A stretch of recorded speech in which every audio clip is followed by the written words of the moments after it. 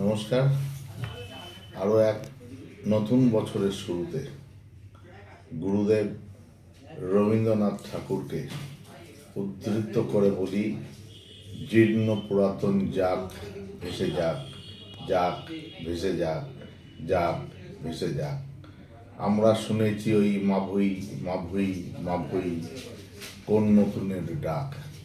2026-এ বাঙালির জীবনে সৌভাগ্যের বছর হয়ে আসুক।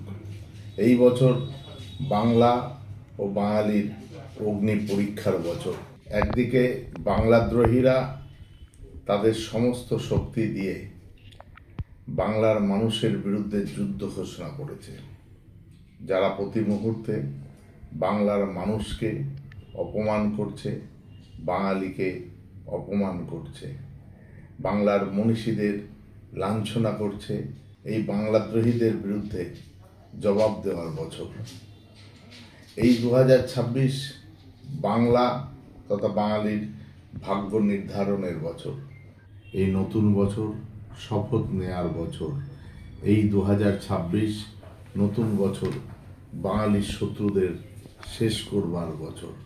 তাই নতুন বছর বাঙালির কাছে অত্যন্ত গুরুত্বপূর্ণ একটা বছর। আপনাদের সকলের এই নতুন বছর খুব ভালো কাটুক, জীবনের সমস্ত স্বপ্ন সত্যি হোক।